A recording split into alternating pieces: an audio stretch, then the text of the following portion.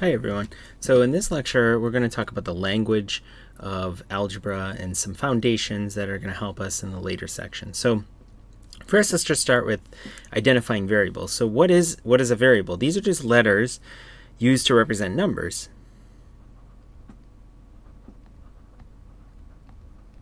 Okay, they could be used in a variety of different ways, right? So in the following example, let's just identify what is the variable, right? So here y is equal to 10. So what is the variable? All I'm looking for is the letters that are going to be used to represent some kind of number. So here there's only one variable and it's y. All right. In this next equation, we'd have 4x plus 2 equals 7. So this x here is a variable. Okay. In the next equation, we have 2w squared minus 6 equals 10. Everything's a number there except for this w, which is a variable, but that is going to be used to represent some number, right? So that is a variable. Okay. And so this one's rather interesting. So a plus b plus c equals 14.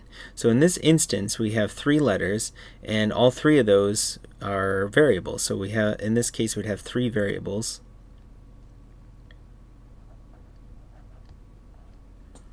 Right? Later on, we'll actually see how to solve some of these, but let's continue on with some of this language. So we also have comparison symbols. So equality, so if we want to write a is equal to b, then this just means a is equal to b. If we write the symbol like this, well, that symbol just means that a is not equal to b. And so that's equality or non-equality, right? And then we also have several inequality symbols or comparison symbols. So we would write this to mean a is less than b. And if we write this, then this means a is greater than b. And if we write this and we put a little line under it, so it's just like the less than symbol, but we're going to put a little line underneath it. That just means less than or equal to. So it could possibly be that a is equal to b. So we'd write a is still less than or equal to b. And similarly, we can write a is greater than or equal to b, like that.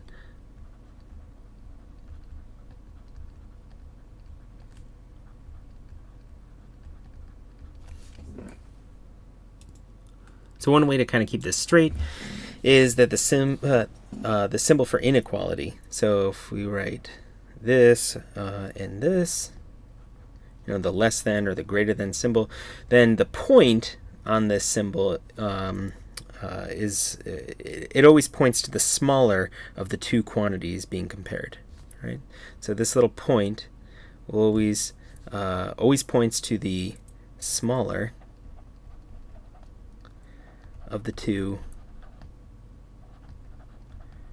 quantities being compared, right? So like up here, a is less than b, right? You could read it like that, but like let's say that you forgot that this point is pointing at the smaller one, right? So that is the smaller of the two, so a would be less than b, right? Up here, this is pointing to the smaller one over here, so you could interpret this as a is greater than b, or you could also interpret it as really b is less than a, right? But usually we'll just kind of stick to this translation here. Okay, so what are some other symbols we're going to see? So we have operation symbols as well, right? So if we take two real numbers and do this operation rather than just comparing them. So for example, the addition symbol, right? A plus b is just the sum of a and b. Subtraction, right? This is the notation for this. A minus b, this is the difference of a and b. And then we have several different ways that we could write multiplication of a and b. So we could write a dot b, or we could put a in parentheses and b in parentheses, and this would mean that we multiply them. Or a times b, which happens to be in parentheses, or a is in parentheses times b. Or you could just write ab, and that would be the product of a and b. right? You don't have to really overthink this. It's just as you encounter these situations that will come up, just remember that would be product, right? Okay, and similarly, division is going to have several different variants on the notation that you'll encounter again and again, right? So the division symbol, the classical one that you probably had seen the first time, looks like this, but you can also write it as a fraction, right? A over b, or a divided by b, or you could write it like this in a single line, right? So a slash b, right? Like this means a divided by b, or you can use sort of your usually you use this when you were doing like long division, right? There was this notation, right? So this is the quotient of a and b. Right, so let's continue with an example, and here we're just trying to get used to this notation, right? So I'm not asking you to solve anything, I just want you to identify what is the operation happening here. So 7y, well, there we are multiplying 7 and y, so this is multiplication. Right, 4 plus x, so that is a addition or a sum. 5 minus b, right, so this is a subtraction. M over 3, so this one is just a division. Okay, well, those are the basics, but as we need to simplify more complex things, we're going to eventually have to figure out, well, how do we simplify these things, right? So here's a really good example. There are several operations happening here, right? So in this first part, 12x, this is a multiplication.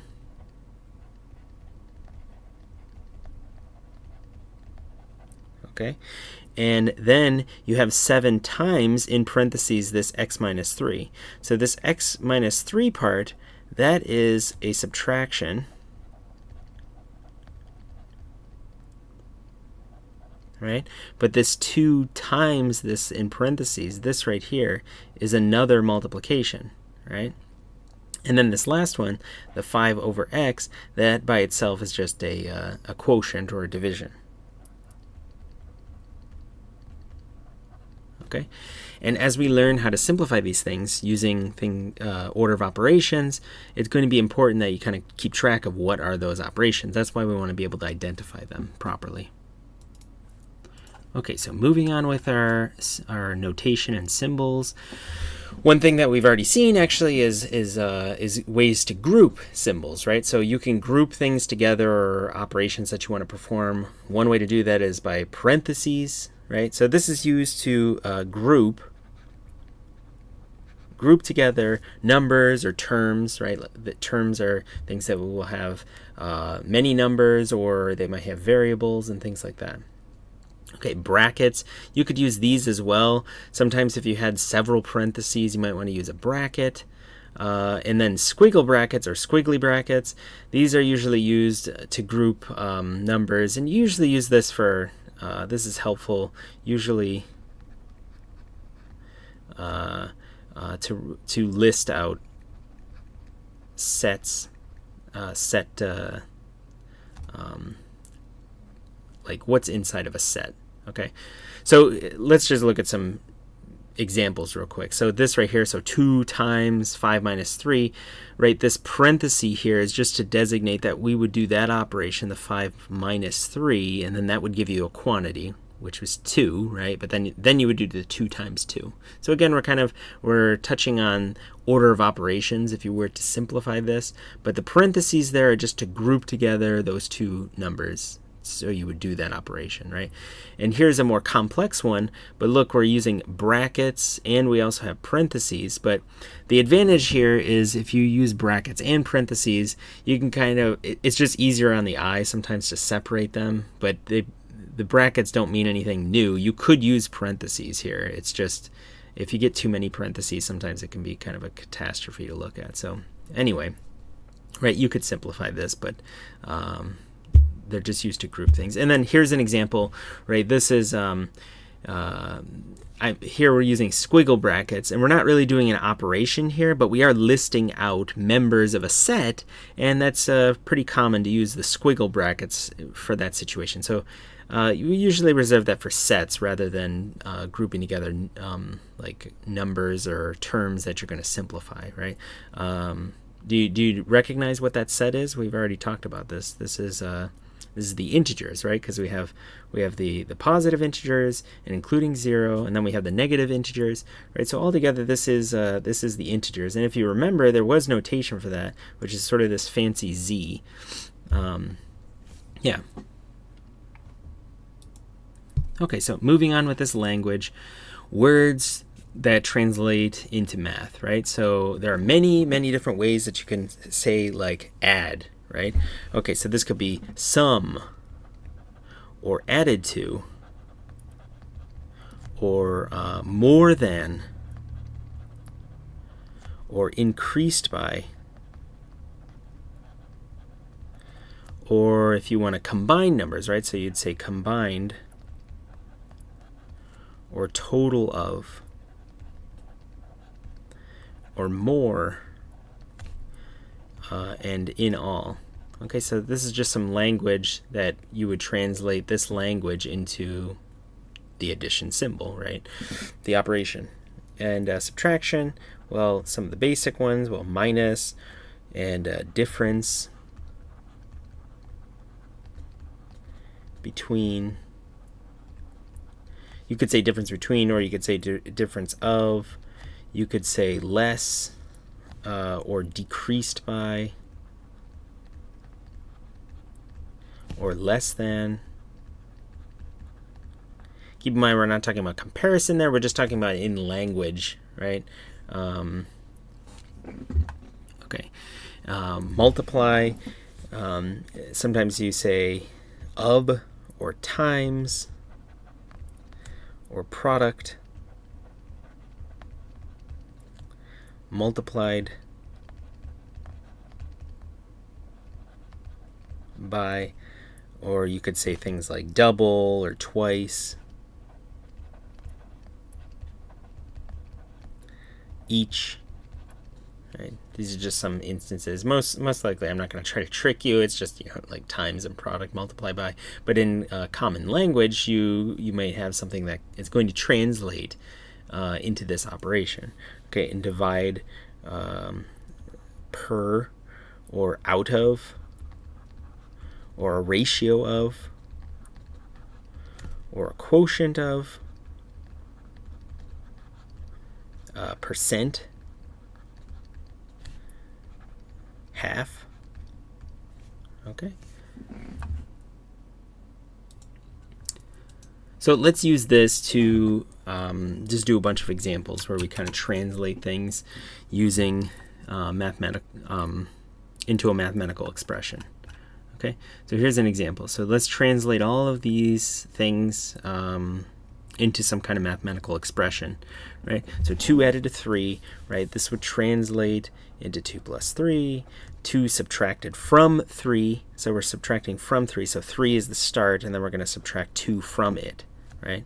2 multiplied by 3, you could write it like this, 2.3, or you could write 2 times 3 like that. Remember that there are many different ways to represent multiplication, so I'm just giving you 2 just to show you. But 2 divided by 3, you could write it like this, 2 over 3. 2 more than 3, so this again would be addition, right?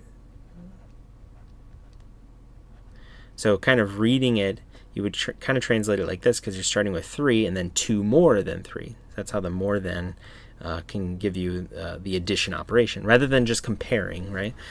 2 less than 3. Okay, so we would start with 3 and we're subtracting 2 to get 2 less than 3. And then twice 3, or doubling 3, right? You're taking 3 and you're going to double it, or twice, right? Twice 3. 3 times 2, you could write it like that. Or you could, just write 3.2. That's also acceptable. Again, I'm just trying to get you used to the several different ways you might write this. 2% of 3. So 2%, you can translate that, right, into a decimal. If you know this trick, you can kind of just move it, you're essentially going to divide by 100, right? But you would move the decimal over 2 positions. So this 2% would actually become 0.02, right? If I just move the decimal over 2. Okay, so let me just show you what I just did. So here's 2%, right? We're going to move the decimal over in two spots, and every skip you add in a 0. So that's how we're getting that. Okay, all you're doing is you're just taking that whole number and dividing it by 100 to give you the percentage. But 0.02 of 3, so of is going to be multiplication. Okay, 2 increased by 3, so we'll have 3. We'll have 2 increased by 3. We're going to add 3 to it, right? So 2 plus 3. The sum of 2 and 3, well, that one's a little bit easier, just 2 plus 3. And then the product of 2 and 3. These are more of the natural things that you're used to. But this is kind of good just to see how the different ways you can phrase things can be translated into these this notation. Okay, now let's do an example where we translate into words some of these expressions that have variables in them, right? So remember that variables are just going to be used to represent a number. So x plus 8, one way that you could translate this is you could just say that it's a number added to 8.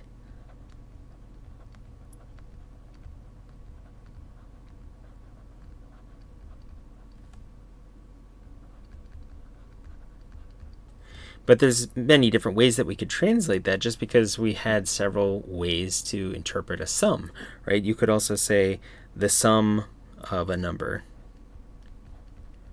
The sum of a number.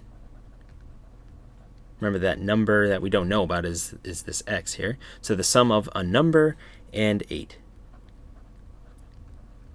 I just wanted to give you two different ways to translate one of these, just so you could see that there's many different ways that you could write this. Okay, so how would we do this? Well, we're going to do 3, and then we're going to multiply that by x plus 10, where x here is some number. So if you wanted to translate that, you could say something like 3 times the sum of a number and 10.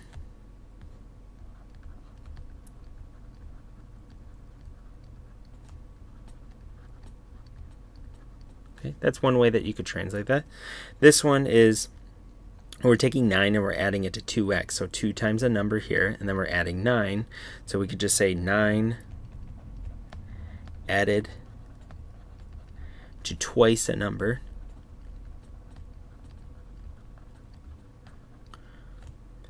This is a division, right, or a quotient. So we're doing 100 divided by 6 plus n, where n is a variable or some number. So we could say that this is the quotient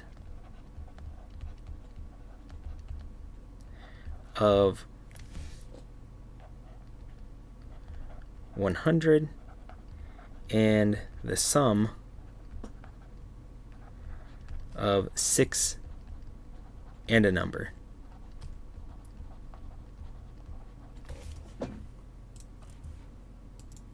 Okay, now continuing on with our notation, another thing that we're going to encounter quite often are exponents. So what are these? So if I wrote x cubed, so this variable, and we put a little bit up into the right of this, a 3 here, I would read this as x cubed. But what is this? So x here is, we would call that the base of this exponent, and 3 is the exponent itself. Okay, so what does this do? Okay, so the exponent tells us how many times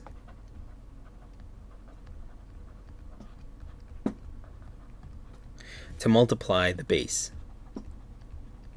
Okay, that's all it is. It's just notation to tell us how many times do we actually multiply this base out. Okay, so let me just translate this for you. So for example, let's do this without a variable. Let's just say that we have 5 squared, 5 to the 2.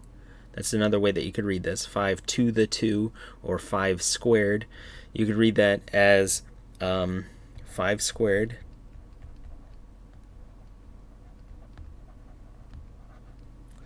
and what is this translating to? So 5 squared is just telling us how many times we're going to, the exponent here tells us how many times we're going to multiply this base. So this translates to 5 times 5, right? So you could simplify that, which is 25, right? But again, that exponent is just telling us how many times are we multiplying the base by itself. Okay, 5 to the 3 here, this is read as 5 cubed. Okay, or 5 to the third power, or to the 3. And again, the translation for this, well, that 3 is just telling us how many times we multiply 5 by itself. So 5 times 5 times 5. And so this would, well, we already have 5 squared, which is right here, 5 times 5. So that's really 25 times 5, right? You could simplify it like that. You could just slowly like calculate these things, or you could calculate this whole thing out. So 25 times 5, this would be 125.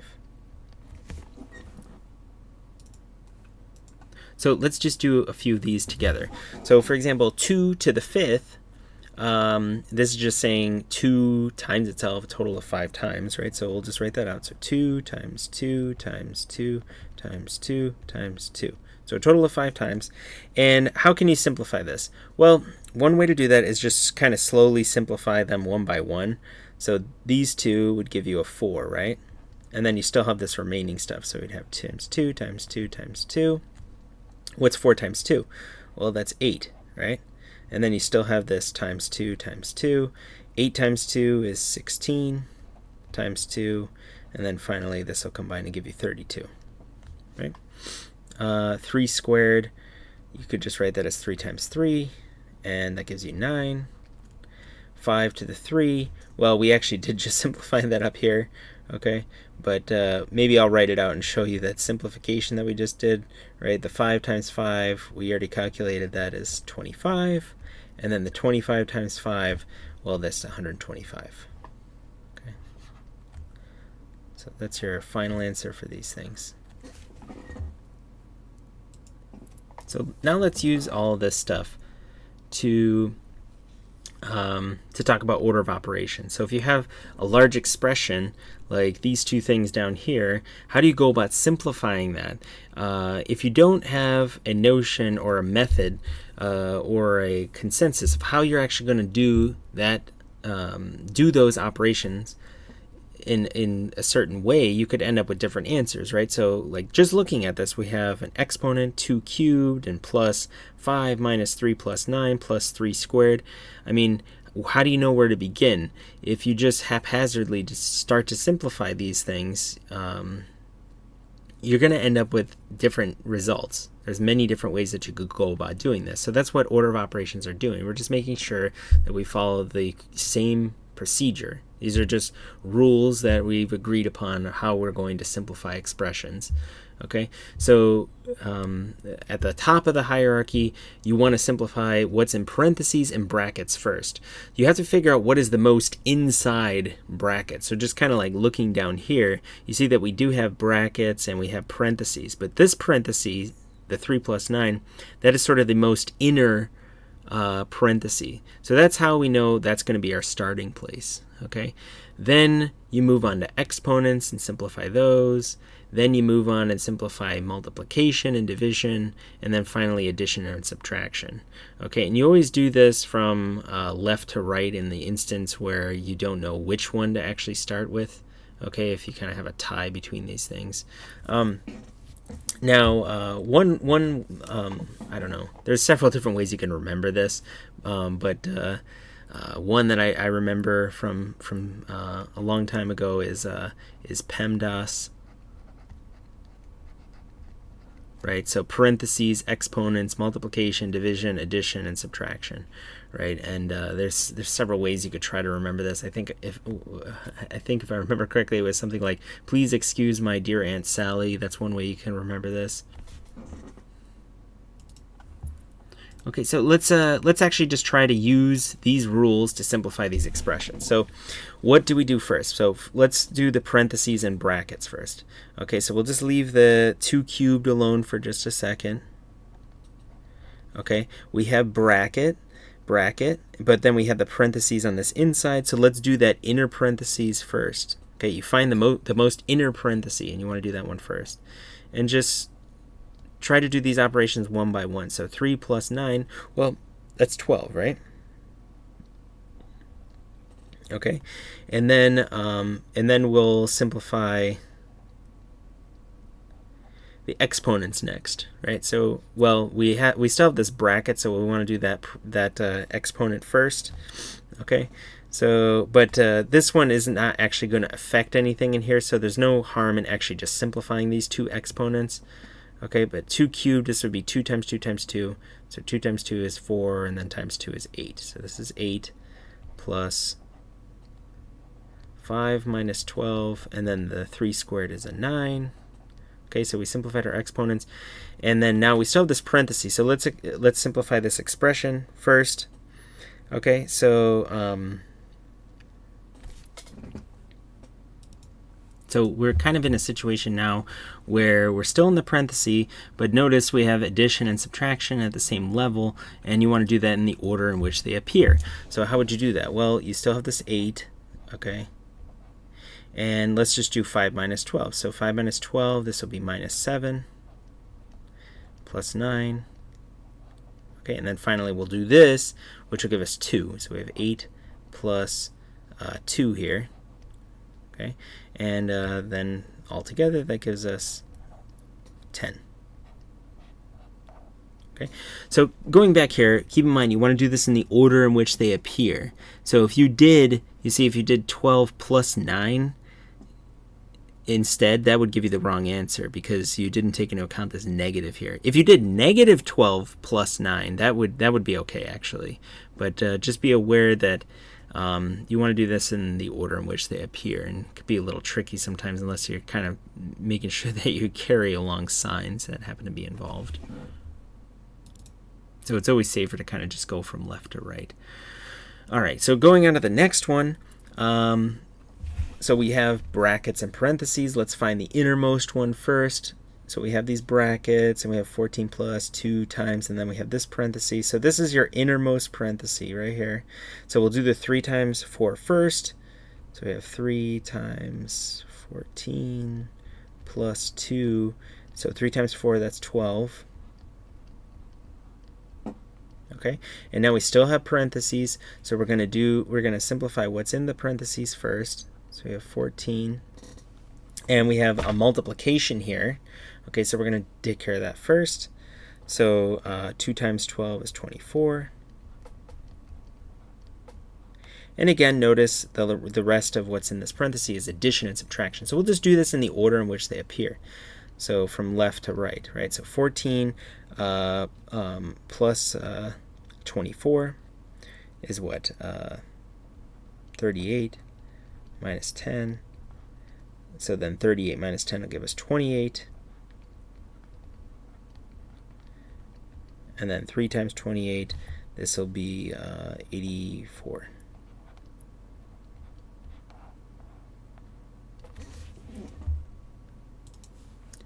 Continuing on. Here's a couple more examples.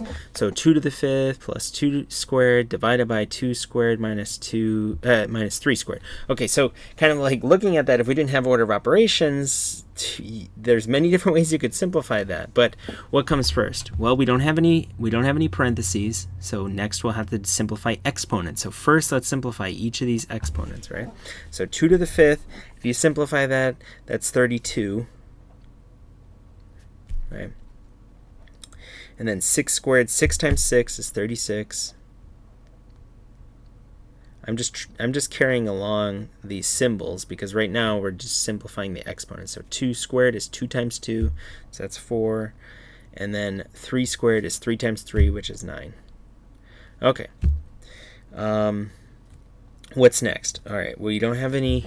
So next level, we're at multiplication and division, right? So we have an addition, division, subtraction. So we're going to do this division first. Okay, so this 13 divided by 4, or I'm sorry, 36 divided by 4. So what is that?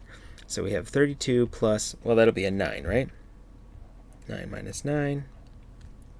All right, now what's left over? So we could do 32 plus 9, and then subtract the 9. You could do these together because the fact that I don't have a negative in front here, but just to be consistent, I mean, yeah, I'm just saying that this is really adding 0. So there's two ways you can kind of interpret this. But if you do them in order in which they appear, what will this be? This will be 41 minus 9, which is 32. Right, so again, you're really not doing anything by doing plus 9 minus 9. You're really adding 0 there. So this is like a second interpretation for that one. And finally,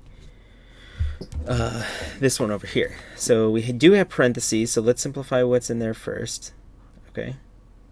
So for this part, we have two separate parentheses, so we can simplify them kind of separately, right? So we have a multiplication, then a subtraction. So let's do the multiplication first. So 8 times 3 is 24. Minus 4, and then we have this multiplication inside the parentheses, so 7 times 3 is 21, minus the 1. Okay, now let's simplify these subtractions. So 6 times 24 minus 4 is 20. 21 minus 1 is 20. Okay, and so 6 times 20 is 120. 5 times 20 is 100. And so this will give us together 220.